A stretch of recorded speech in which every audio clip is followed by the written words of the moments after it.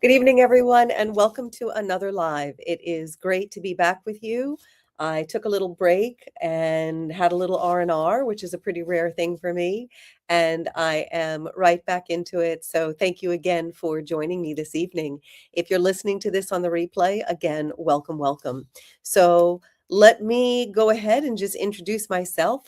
For those of you that are listening for the first time, my name is Laura Betts. I'm founder and facility director of HyperbaricsRx down here in South Florida. But no matter where you are in the world, I do telehealth all over the world with personalized nutritional optimization and health education programs. So whether you're looking to lose some weight or you're dealing with a serious chronic condition, a mystery infection, you've been to 25 doctors and your labs look great, you don't know what's going on. If you're doing hyperbaric in another facility and looking for the nutritional complement to it, oxygen is the primary component, but it's not the only component that the body needs to heal, detox, and repair. I would love for you to let me help you. So again, welcome, welcome. And of course, each time I do these topics to try and give you some education, and the hyperbaric industry is growing much faster than the regulation can enforce. And again, you've heard me say this in prior lives. The hyperbaric industry does not need any more regulation. It's got books of it. But what it does need is it needs some enforcement. And the industry is growing faster than the demand can, there's more of a demand than available hyperbaric facilities. And what's happened as a result is it's created a real predatory market. So one of the things that I wanted to talk about tonight is one of the most common calls that we get, one of the most common referrals that we get. And it is well known that hyperbaric is a powerful adjuvant, meaning in combination with, it's not the primary therapy, but it's a powerful add-on, a powerful part of an integrative approach to post-surgical healing, and it plays a role in something called pre-surgical conditioning. Now, I did a whole video on hyperbaric oxygen therapy for pre-surgical conditioning. So for those of you that have listened to that, some of this is going to be a little bit of a repeat. But I wanted to talk again about length, about why your cosmetic surgeon wants you to do hyperbaric oxygen therapy. I want to give you some powerful tools so you're armed with knowledge. I'm going to give you 3 do's, and stay tuned because I'm going to give you 2 don'ts. And the don'ts are a big one because hyperbaric done improperly is not a neutral. There's some stuff going on that will actually make you worse than you started. You'll finish the quote hyperbaric session with less oxygen in your tissues than when you started. And that's not a good thing. We don't want to be packing our tissues with nitrogen.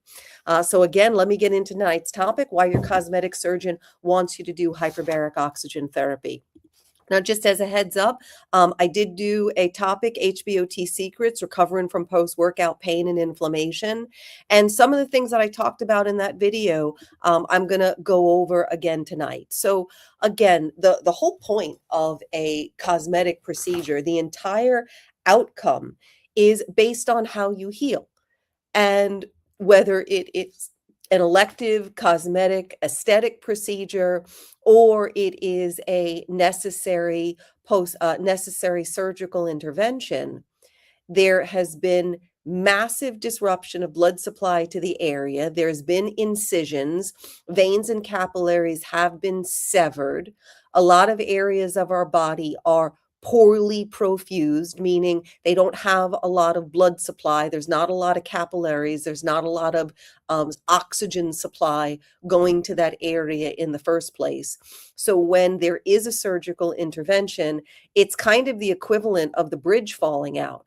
And if you think about the hemoglobin in our body as the cars, and they have to drive on the bridge, and they carry oxygen passengers, and now the bridge is out, well, there's no way for the cars to get over the bridge to deliver the oxygen. And this is part of why we end up with non-healing or slow healing. And there's a lot of post-surgical complications that are completely unnecessary because we have hyperbaric oxygen therapy. Now, we're getting an awful lot of calls, and again, we are one of the oldest hyperbaric facilities in South Florida. We've been oxygen experts since 1999. So we've really got a lot of information here, and we're an ANDI certified hyperbaric facilities.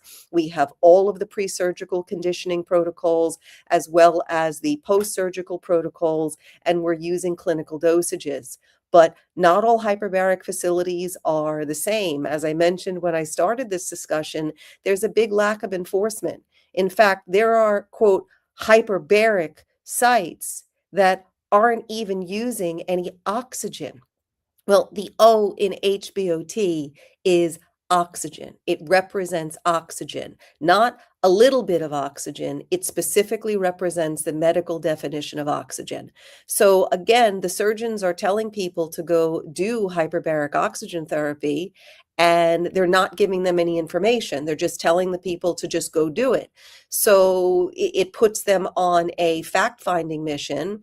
And very often, the only questions that they know to ask is, how much is hyperbaric?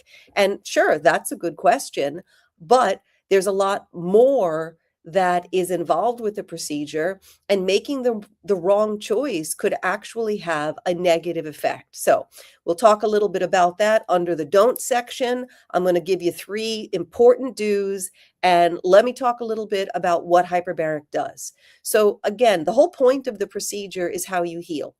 And when the body is injured, whether it's intentional or unintentional, it causes inflammation, it causes swelling. That's part of how the body gets resources to the area. It's sending repair mechanisms to the area. It's sending the things the body needs in order to recover and ultimately heal the tissue. So the inflammatory cycle in itself is not a, quote, problem. It's part of the healing process. But the issue is that a lot of people have other chronic issues, chronic dehydration. A lot of people are chronically dehydrated. You hear all the time, drink water, but it's not just about drinking water. Many people are nutritionally deficient, which causes problems because even when we have enough oxygen supply to the tissue, there are nutrient deficiencies. How about toxicities?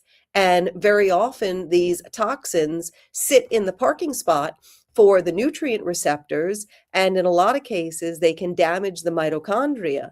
And the mitochondria is the root of all disease. It's the engines in our cells.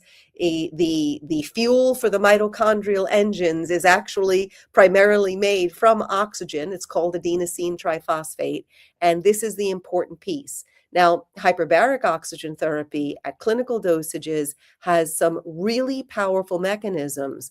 And not only can it dramatically improve the overall outcome of the procedure by helping it to heal better, but it's going to help it to heal faster, and it's going to manage some of those post-surgical challenges that we run into. So one of those post-surgical challenges, as I've been talking about, is swelling and inflammation. So one of the first things hyperbaric is going to do, and clinical dosages, it can bring down inflammation with a single session. So again, another important reason to choose an ANDI certified hyperbaric facility like HyperbaricsRx that's used in proper hospital grade hard chambers. Our chambers are all PVHO ASME, which is important. That's the safety standard for hyperbaric chambers. And at clinical dosages, you can get a benefit right away from the first session. And we've seen that. In fact, the edges of the wound, the borders of the wound, can granulize, and that's a fancy term for essentially healing. As the body is making new tissue, the edges of the incision site can actually crisp up. And sometimes you can see it by the end of a hyperbaric session, again, when done at clinical dosages. Now, when we've got swelling and inflammation, while it is part of the healing and repair process, it's got this paradoxical problem because it is impairing oxygenation. And this is where hyperbaric oxygen shines because it's going to reduce the swelling and inflammation, but paradoxically, it's going to increase circulation, it's going to increase oxygenation. In general, we heal about 80% faster. Tissue regenerates about 80% faster undergoing clinical courses of hyperbaric oxygen therapy. And many of the healing switches that are turned on for a hyperbaric session, those switches are continuing to stay on for days after a single hyperbaric session. So it's going to reduce swelling, inflammation, and it's going to accelerate the healing. Now, another interesting point about clinical hyperbaric dosages is it has an analgesic benefit. That's a fancy way of saying it reduces pain. And there's some pretty neat mechanisms as to why it's doing that. Part of it is because it's bringing down swelling and inflammation, but there's another mechanism that's affecting the pain receptor. It's actually downregulating the neurotransmitter that causes the pain reception. So hyperbaric has this amazing concurrent analgesic effect, and being able to reduce pain is a really powerful benefit post-surgical on many, many levels. Now, I've talked about accelerating healing, and I mentioned that when it's doing that, it's increasing granulization. Well, a cool thing about that, another benefit, is it reduces scarring. So the hyperbaric mechanisms, because it's bringing down inflammation, because it's accelerating healing, because it is helping to essentially increase the growth right away at that incision site. It also forces the production of collagen. So you end up with this benefit where it helps to minimize scarring. Well, again, the whole point of this procedure is how well it heals. The whole point of doing these cosmetic aesthetic procedures is for how it's going to look. So I laugh sometimes. Hyperbaric should be one of the most important parts of the procedure and not just an afterthought. Now, when you're doing hyperbaric pre-surgically, you're in advance mobilizing stem cells. You're starting the body's healing process as well as bringing down any chronic inflammation. So doing a few hyperbaric sessions before your procedure dramatically improves your surgical candidacy. And since the body is already in an accelerated healing cycle, those mechanisms stack. The following hyperbaric sessions afterwards build upon the ones that you've already done. So in general, you want to be doing 1 to 2 hyperbaric sessions before the procedure. You want to try to do those as close to the procedure as possible, day before and the day before the day before. And then you want to do your hyperbaric session as soon as you are cleared to move. So in most cases, these procedures are done outpatient. If you're cleared to be outpatient, in most cases, you're cleared for hyperbaric oxygen therapy. And we do take a full medical history here to make sure that you are a good candidate for the therapy. So this is a major opportunity to, again, just overall improve the outcome of the procedure in the first place. Now, one of the other things that's also very overlooked, but the surgeons really know about it, is hyperbaric has some really powerful immune benefits, and it has some bactericidal benefits. So again, another reason for that pre-surgical conditioning and post-surgical hyperbaric oxygen therapy is because it's going to help to prevent infection. And a lot of these critters are very antibiotic resistant. The doctor generally prescribes a broad spectrum antibiotic, but a lot of bacteria, it needs to be specifically typed for the antibiotic that is being prescribed. So if the antibiotic doesn't match the particular critter, it can be completely ineffective. And the antibiotics don't just kill bad guys, they kill good guys. So there's a little bit of immune compromisation that goes along with the preventative therapy. So this is another example where hyperbaric is a powerful intervention, and it complements the antibiotic. It dramatically helps to reduce post-surgical complications. And one of the biggest issues is infection. Now, they use hyperbaric for some pretty nasty infections, but the idea here is, why do we wait until it becomes a problem? Let's take advantage of all of these mechanisms. And again, it's doing this in a non-invasive, really well-tolerated way. Here at our facility, we have streaming services. We have state-of-the-art hyperbaric chambers.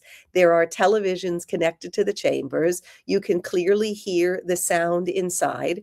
So one of the hardest parts of the whole thing is figuring out what movie or show you want to watch. And because it's non-invasive, you're laying there on a comfortable mattress with comfortable pillows. We give you a bolster for under your knees. We give you sheets and blankets depending on your preference. And basically, you get to lay there, rest, and relax. So pretty powerful. And again, a powerful intervention. Now, again, the surgeons are just saying to go do some hyperbaric. And this is where I want to give you 3 do's. And this is where I want to give you 2 don'ts. So first of all, you do want to make sure that you're going to an accredited, trained, certified hyperbaric facility. So as I mentioned, HyperbaricsRx, we're an ANDI certified hyperbaric facility. We're accredited by the International Hyperbaric Medical Foundation. We have certified chamber operators on staff, and all of our equipment is hospital grade. So you do want to make sure that you are going to a proper facility. I am shocked at times how the lack of training is allowed to perpetuate. And it's a shame, because I hear stories about people having negative hyperbaric experiences, and the entire thing came from the fact that the person running the chamber had no training, had no certification. They didn't do a proper new client intake with a pre-dive briefing, which includes education. They didn't understand the needs of the patient. They loaded the pressure too quickly. They didn't have the right clinical dosage. So again, do make sure you're working with trained, certified, accredited facilities like HyperbaricsRx. We are an ANDI certified hyperbaric facility. We are accredited by the International Hyperbaric Medical Foundation, and that's the criteria that you're looking for. Now, also, your second do make sure they're using hospital grade hyperbaric chambers. Do make sure the chambers have something called PVHO ASME. PVHO stands for Pressure Vessels for Human Occupancy. ASME is American Society of Mechanical Engineering. PVHO ASME is the safety standard for hyperbaric chambers. The chambers are engineered to that safety standard. They're manufactured by PVHO licensed sites. There is an extensive process in manufacturing a PVHO certified chamber, and the whole point of it is they are safe. If the chamber does not have the proper safety certifications, it can be catastrophic. The whole point of a PVHO ASME certified chamber is it has been engineered and it is unable to catastrophically fail by design. If a chamber were to have catastrophic decompression, that's a really, really bad day. It can result in some severe injury, and very likely the person would be unalived. So it's another reason why you don't just want to choose any site. Again, I don't quite understand what's going on in the industry right now, because all of the fire codes, all of the building codes, they require PVHO ASME. So I don't understand how a commercial facility has an uncertified, unlicensed, untested, technically illegal, these are medical devices, and the device has no certifications. And yet, in some cases, some of the cities are allowing these chambers to be used. And if you're not a hyperbaric expert, I mean, who would think that the piece of equipment is literally unsafe? And one of the other really crazy things about this is because a lot of these chambers, so the whole purpose of some of the certifications is that they're tracked, that the safety and efficacy is tracked. And I'm not a big fan of regulatory action, but one of the things that's really upsetting is that because these chambers that are being utilized don't have any certifications and there's some shady things going on, when there are problems, it's going unreported. And again, I'm an inside industry professional. I'm on the inside track of all of this. There have been lots, and I mean lots, of unreported incidents, unreported accidents, and they're not doing anything about it. They're not doing any enforcement. So again, coming to an accredited facility, coming to a certified facility, coming to a facility, we have state-of-the-art fire protection. We are fully NFPA 99 compliant. So do make sure that you're doing hyperbaric in hospital grade PVHO ASME certified chambers. I'll say that again. Do make sure that you're doing your hyperbaric sessions in PVHO ASME certified chambers. That is the safety standard. It's an international safety standard. It means the chambers are safe. It means the chambers are tested. It means an awful lot behind the scenes. And what it means to you is it's not worth risking your life to do some hyperbaric sessions. Hyperbaric facilities, ANDI hyperbaric facilities have a perfect safety record. We have a perfect safety record, and we don't expect to change that anytime soon. So do make sure that you're using hospital grade hyperbaric chambers, and do make sure that you do that hyperbaric preconditioning. So again, you do want to make sure you're doing 1 to 2 sessions before your surgical procedure, and do make sure you're doing your hyperbaric session as soon as you're cleared. As soon as you, most of these procedures are outpatient, so usually you can do the hyperbaric session the next day. It's really important that you get those healing mechanisms, get that inflammation down, get that bridge that has fallen out, get some oxygen to those tissues so that the body can accelerate the healing and form new capillaries. All right, so there are your 3 hyperbaric do's. So let me give you your 2 hyperbaric don'ts. So first don't take a cell phone inside the hyperbaric chamber. I've done whole long form videos on this. There are lots and lots of reasons not to do this. Cell phones by themselves are subject to something called thermal runaway. There are videos all over the internet of cell phones on the dashboards of people's cars, and the cell phones are catching on fire and exploding. Don't take your cell phone inside a hyperbaric chamber. If the hyperbaric site is allowing you to bring your cell phone inside the hyperbaric chamber, it means they are untrained, uneducated, uncertified.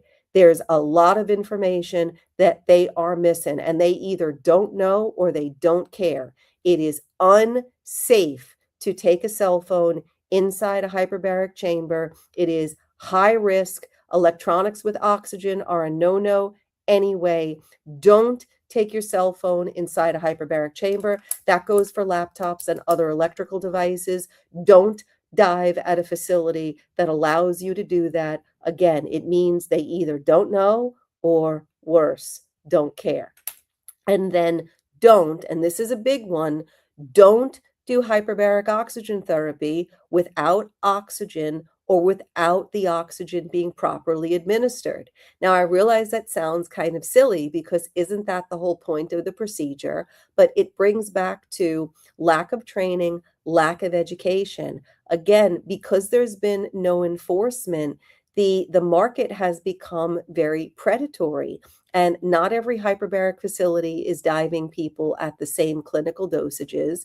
Not every equipment is able to essentially deliver the same level of therapy. They're lumping it all into the same category when in fact there are some big distinct differences here, and the protocols that we're running at HyperbaricsRx in most cases are a significantly higher dosage and a significantly higher duration. We're also properly using oxygen. Now, there's an idea there that air, the room air that we're breathing, has oxygen in it. So when you breathe air under pressure, you're getting more oxygen. And that's kind of true, but it's not of clinical significance. There's only about 20% oxygen in air. And I've done other videos where I've talked about this. Air's a gas mixture. It's got mostly nitrogen in it. So yeah, you're getting a little bit more oxygen, but you're getting a lot more nitrogen. And breathing nitrogen under pressure, breathing air, or improperly administered hyperbaric oxygen in an air environment, either because the oxygen supply is inefficient, the built-in breathing system isn't properly fitted or doesn't have enough supply, or they're not using one at all. In all of those cases, essentially, it causes ischemia. The higher partial pressure of nitrogen in the breathing mixture actually displaces the amount of oxygen dissolved into our tissues. I'll say that in English. You're finishing the quote hyperbaric session with less oxygen than when you started. It's actually fraud. But again, because most people are not educated hyperbaric medical professionals, it's creating some pretty bad hyperbaric medicine. Now, again, the problem here is that a lot of the bugs, a lot of the bacteria, a lot of the bad guys, a lot of the dystopic stuff in our gut, a lot of these critters, they are anaerobic. They like low oxygen. So in these scenarios, it's feeding the negative bacteria, it's blooming bugs. And I'm doing more consults than I would like right now on people who are ending up with complications. We get these panicked phone calls, and the story goes something to the effect of, yeah, I was doing hyperbaric, but it doesn't seem to be working. And now we've got a really bad infection. And now my doctor, you know, this is preventable. Again, nitrogen, while it might be biochemically inert, it is not biophysically inert. So do not dive without oxygen. The O in HBOT is oxygen, or don't dive if it's not being properly administered. I've got another video on the channel where I talk about the differences between bacteriostatic and bactericidal. Hyperbaric oxygen therapy, when it's done properly, is always bacteriostatic, and at higher clinical dosages, it also becomes bactericidal. If the oxygen isn't being administered properly, then the dosage is not, quote, bacteriostatic. Bacteriostatic means it won't make them grow, but it also won't kill them. Bactericidal actually kills bacteria. And again, dosage really matters here. I've done another video where I talk about the three most important things in hyperbaric medicine: dosage, doses, and dosage. I really encourage you to get some education on this. Not every hyperbaric facility is just the same. There's a lot of profits over people going on. Not everybody has a powerful personal hyperbaric narrative like I have. I am alive because of hyperbaric medicine. Hyperbaric oxygen therapy saved my life. I've talked about how I was a mixed gas diver. I actually set a woman's world record when I was 17 for gas and depth. And when in my early 30s, I ended up with a tumor in my right breast larger than a golf ball. And as a mixed gas scuba diver, I had access to hyperbaric oxygen therapy. And surprise, surprise, 80 hyperbaric sessions later, a tumor larger than a golf ball was gone. And that really led to my passion for hyperbaric medicine. That's what led for me to found my freestanding hyperbaric facility here in Fort Lauderdale, Florida. And it's part of the reason why I'm so passionate about hyperbaric, because I know firsthand what it can do, and I know what it can do for you, how it can help improve your outcome, how it can help take that surgical procedure and reduce scarring, accelerate the healing, decrease post-surgical complications. And again, it plays some massive roles. Hyperbaric has some incredible roles in, I call it killing critters. So a lot of times these chronic conditions, there's a critter problem, bacteria, some kind of immune challenge. And hyperbaric's got some really unique mechanisms there. And again, it's a full body treatment. So when you're coming here post-surgical, you're also getting oxygen to every organ in the body. Just about every place on the body gets more oxygen, and the body has all kinds of healing mechanisms that are triggered by oxygen. So we get stories all the time about how someone comes in for this and, wow, I've had that pain for all this time, and after this course of hyperbaric, I don't have it anymore. Wow, my back pain, I just had one of our clients talking about today about how much calmer they feel and how some of these chronic aches and pains that they were dealing with are so much better.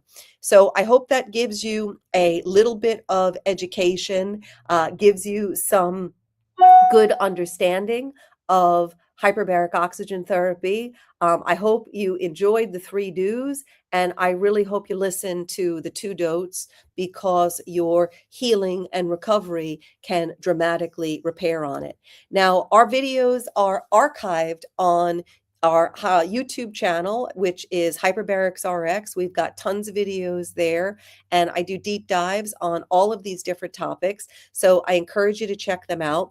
Please feel free to share this video. And again, if you've got questions, if you're struggling, if you've got challenges, please reach out to us. We were founded in 1999. We are one of the oldest and most experienced in facilities in South Florida. We do personalized dive plans. We do not dive everybody at the same dosage. Our sessions are customized. It's another reason to choose an ANDI certified hyperbaric facility. In addition to the standard protocols, we have all of the elective protocols. We have all of the international protocols. We also have the research protocols, and we're also trained and equipped for multi-level protocols. We are a holistic hyperbaric center. I did pioneer something called foundational hyperbaric medicine.